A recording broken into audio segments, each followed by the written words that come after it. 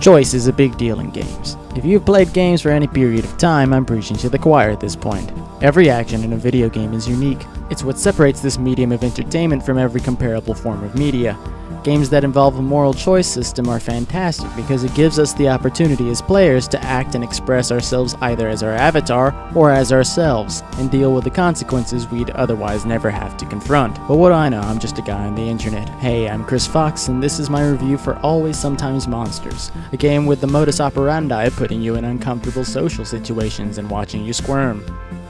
If you've been playing games for any length of time, you already know that there are certain trends in games with moral choice mechanics. Confronting moral choices in video games is like being a professional dancer. It puts the audience in a natural state of criticism and cynicism at whether you can perform a nuanced task that is highly subjective in a manner that will elicit an intended reaction. Humans are moral little machines. Moral choice is kind of what we do every single day, whether we like to think we do it or not.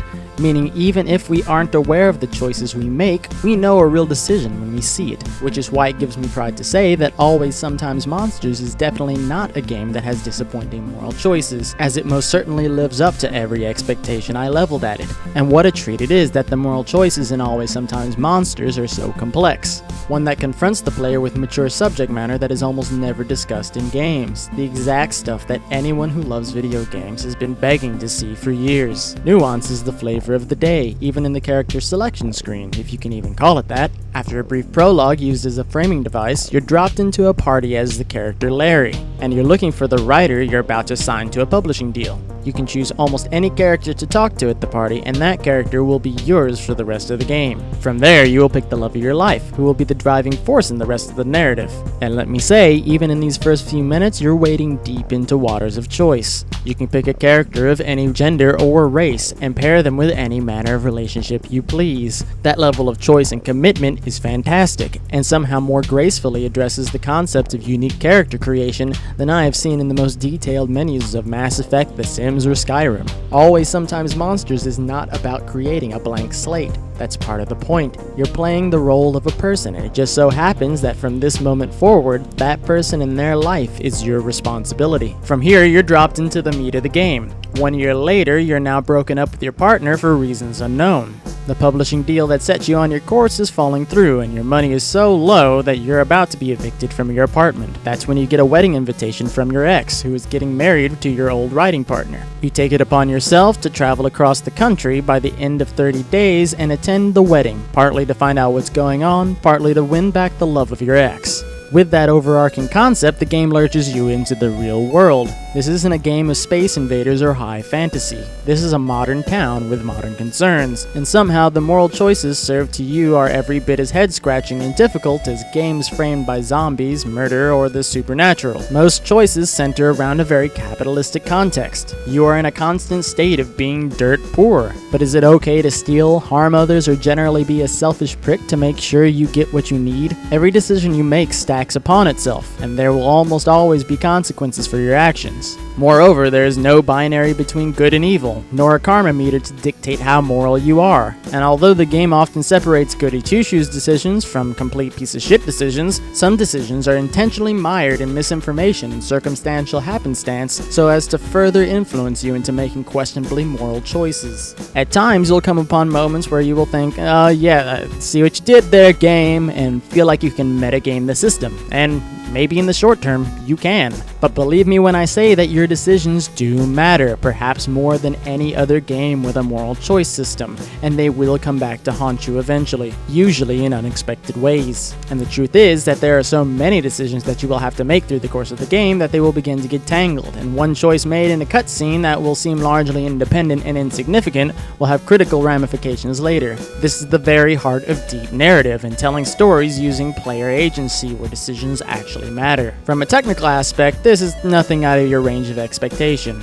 The game handles like any game out of RPG Maker, but still worthy of your applause. The retro art style is beautiful and very patiently crafted, with a lot of variety in level design, and with a huge diversity of characters which is worthy of special commendation. I would go so far to say that the devs could have gotten away with reusing assets at times for the sake of easing their workload. The fact that they did not reuse assets, however, allows me as a Let's Player to appreciate the hard work even more. Every building feels unique and like it belongs. even if it's not used beyond decoration. And I had fewer voices in my repertoire of shitty accents than there were people to have unique voices for, and I have a healthy amount of shitty accents. As a writer of fiction myself, I know how hard it is to create meaningful characters that have their own personality and agendas, and largely the team at Vagabond Dog does a flawless job. A few corners are cut with generic characters who might lack artwork or have bland personalities, but these are easily forgiven, as they are generally one-shot characters you will have meaningless interactions with anyway, such as a store clerk or a secretary. And although not everyone will appreciate the quiet patience that goes into crafting a game with this type of variety of characters, people who like peeking under the hood and analyzing the game's design, or someone who appreciates games as an art form, will have plenty to enjoy.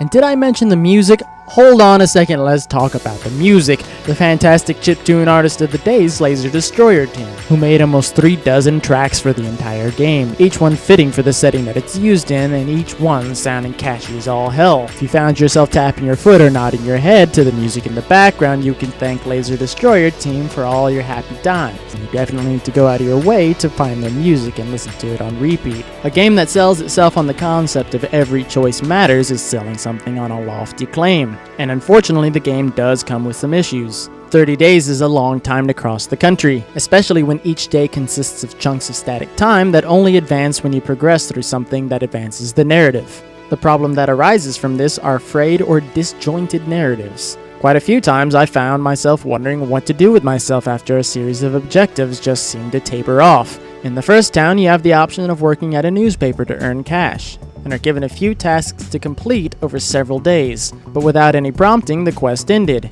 and I was just left to wander around aimlessly wondering what to do next. Moreover, because I had no idea the quests had ended, I passed on a different opportunity to ride with a friend to the next town, because I assumed I wasn't done with the current line of quests and was awaiting the next opportunity. Another example is when you go to the second town, and you meet up with a friend who offers you work. There are a few moral dilemmas involving him and his wife, but as soon as I finished with these quests, I never saw these characters again.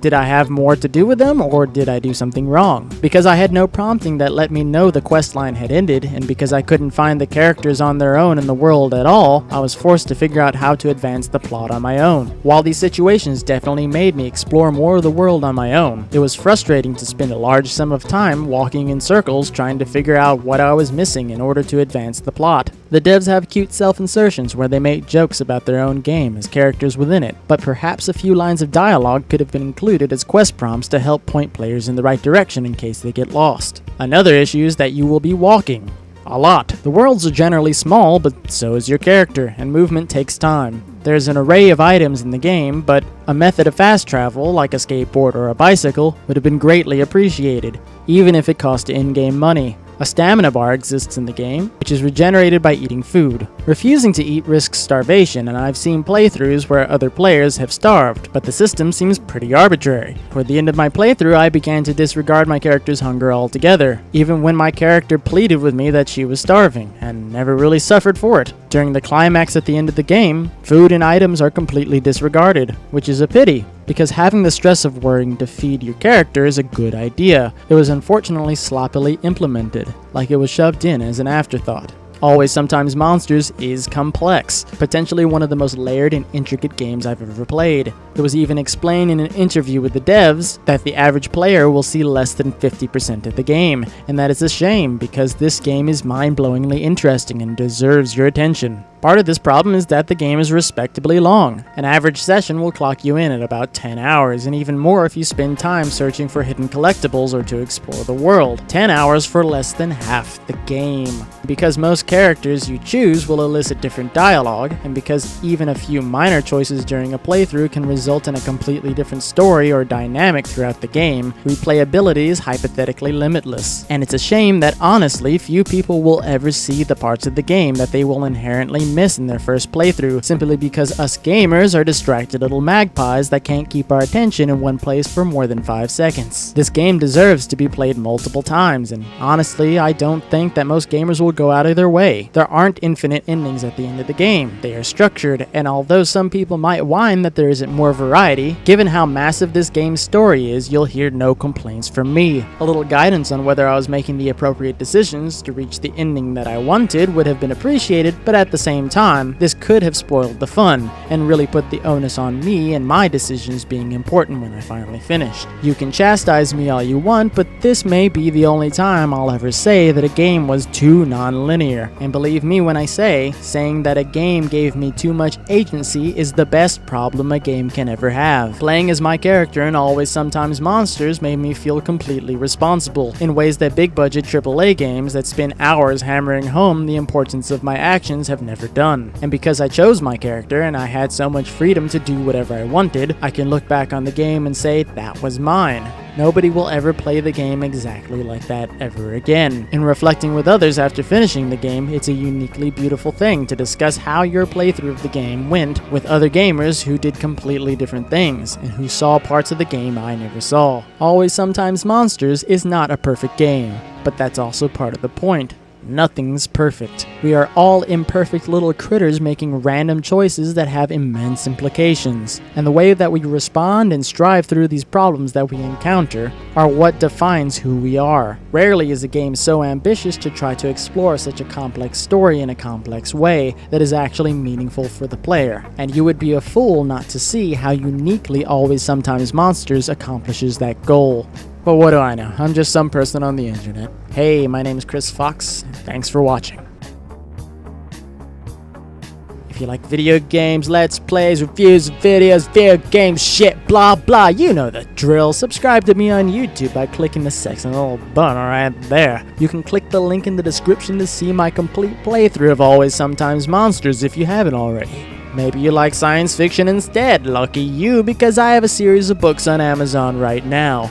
Not only are they so cheap that you could afford them in the shoestring budget you have to deal with on Always Sometimes Monsters, but the first 3 episodes are free to download. If you ever thought I really like Avatar: The Last Airbender, or Korra, and Doctor Who, but have thought this needs a little less magic and timey-wimey and more spaceships, laser guns, and explosions, then this is your shit. Otherwise, click the Tumblr link to find out more about me or what I do, wander to the YouTube page and find another series of videos to watch, like, comment, blah, blah. Have a nice day.